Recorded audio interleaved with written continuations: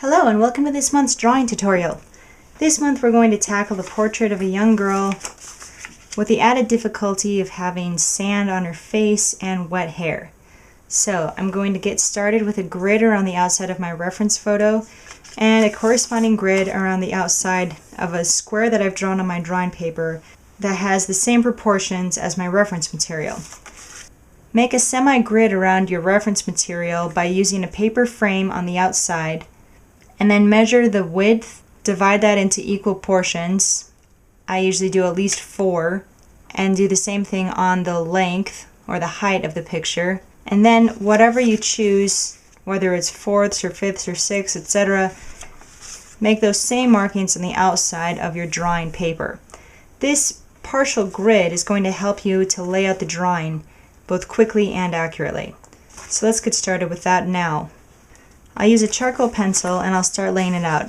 Now you see that the head takes up most of the frame here, but using my reference points I see that the top is at point 2 and then it makes an easy arc down to this first subdivision on the left hand side. So here's my point 2 and then here's that easy arcing line. Use your grid points to do the same thing to lay out the other side of the head. And here I'm looking for where the side of the face winds up. Should be about right here. And it goes down to point C on my grid. Then, once you have the large shape of the head in place, give yourself some guidelines for the features in the face. Now you can place all the features with the grid, but what I prefer to do for greater accuracy is to make measurements on the reference material in terms of the eye. So mark down one eye's length. You see that the eyes are an eye's length apart. The second eye is an eye length as well. Then, measuring down from the bottom of the eye, there's one eye's length to come up with the bottom of the nose. Then, another eye's length down is going to be the top of the bottom lip. And the last eye length down lines up perfectly with the bottom of the chin. So, I have to now guess at the first eye length. If it were right here, that would put my second eye here. Then I'd have one eye length down for the top of the nostril, another, and I should have a third to wind up with the bottom of the chin. So that's fairly accurate right there. Now, before you go drawing anything, give yourself some boxes. Those boxes are going to make it even easier for you to draw the final features in place. So for the nose box, I know that this line represents the bottom of the nostrils, and I know that the outside of the nostrils lines up with the inside of the eyes. So then I can box in that nose.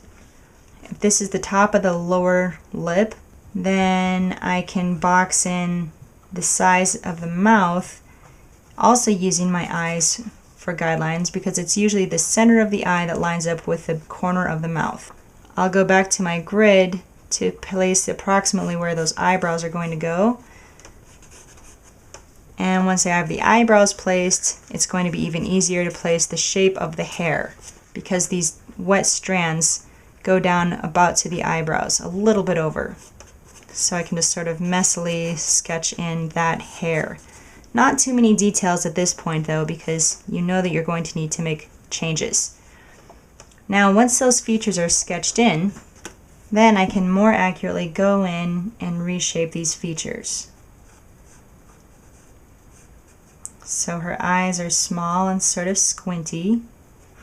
Pay attention to the corners of your boxes as you work. The corner of the eye should fall right in the corner of the box.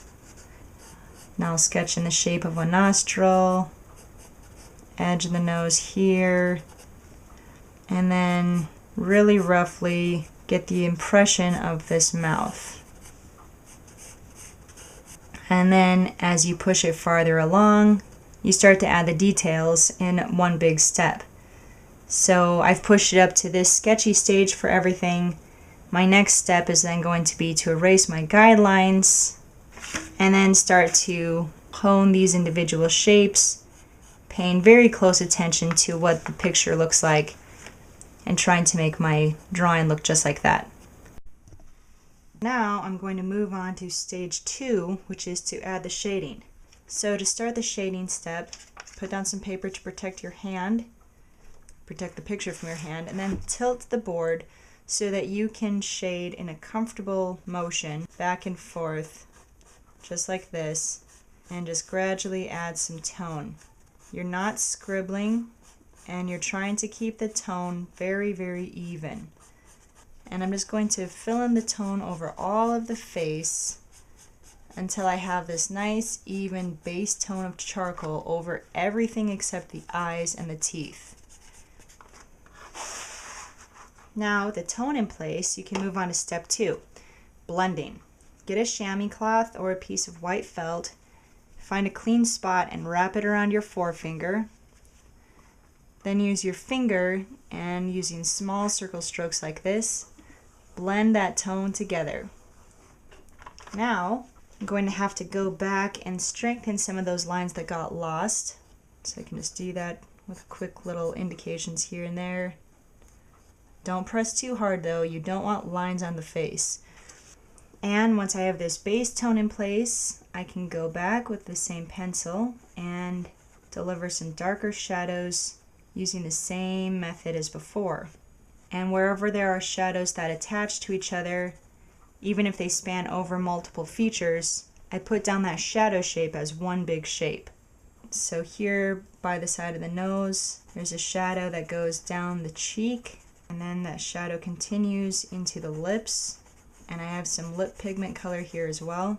And you're going to find that once you add tone to the features, it changes the way they look. So you need to get tone on things as soon as possible so that you can develop it all together and see if that tone is affecting things in a negative way, so that you need to make changes. Also, that's why you don't want to make things too dark to begin with. If you build things up gradually, then you can still make changes without too much hassle. I add the shadows with the side of the pencil. And for large areas, I choke down on the pencil even more so that I can get more of the side and have a larger surface area to work on. Now, after I have built up some of those shadows, I'm going to switch my blending implements and move to stomps and tortillons.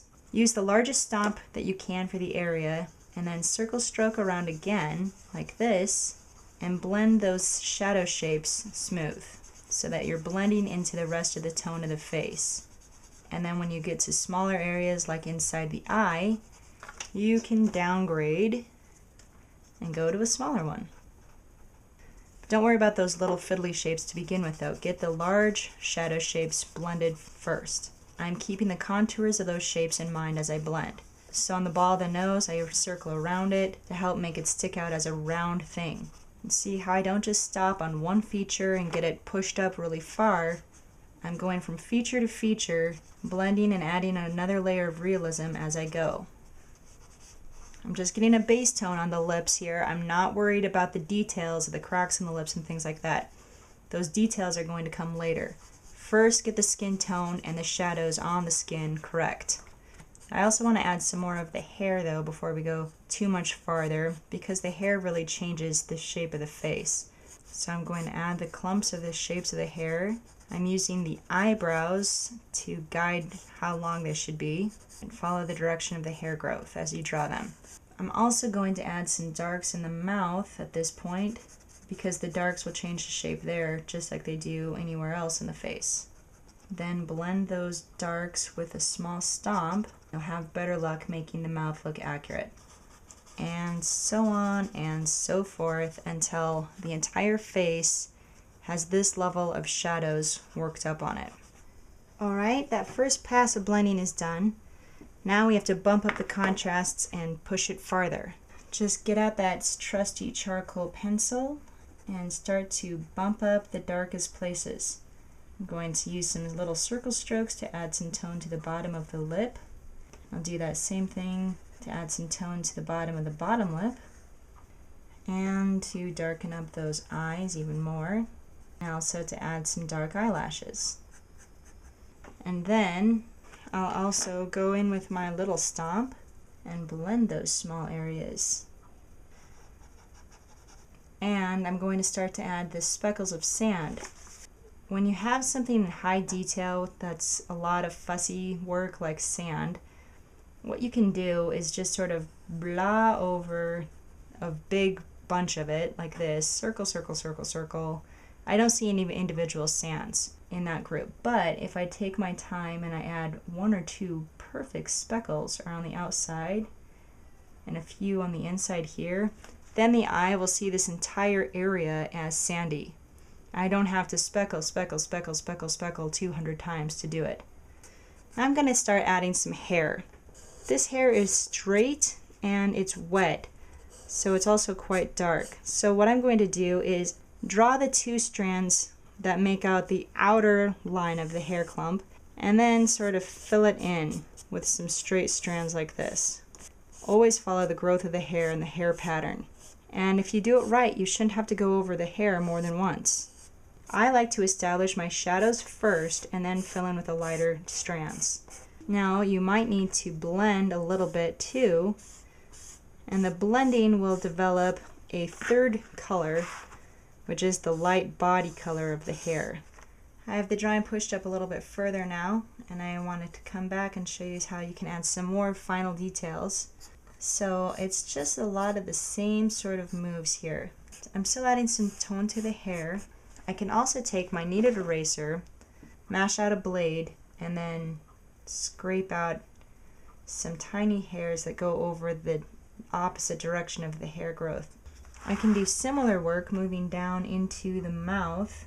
These permanent teeth just coming in are kind of ridgy on the tips. They haven't been ground down yet, so I can just take my time and work around those little details, and that will just help that mouth to pop to life. The corner of the mouth needs to be nice and dark too, to help push it back so it looks like a 3-dimensional form curving back on this round head. And then sharpen up the lines of contrast in places where there should be a really steep, dramatic change. So beside the face where the hair is really dark, I'm going to darken that up even further, and I'm going to make it a sharp, perfect edge. So I'm going to go off camera one last time. I'm going to do some of this work adding the sand to the bottom of her chin, and then I'll come back to you and show you what it looks like when those last details are in place. Here's the photo, and here's the finished portrait. So you can see that just adding some of those final details really helped to punch it up and add quite a bit to the realism of the piece. All I did off camera was darken up some of these areas in the hair, add the sand speckles. I added a little bit of very subtle shading in the teeth, focusing on the back teeth. Remember, when you're working in the mouth, don't try to draw the teeth directly. Work on the negative space around them. So that completes this month's drawing tutorial. I hope you've learned some things you can take away with you to your own studio, and as usual, I thank you so much for watching.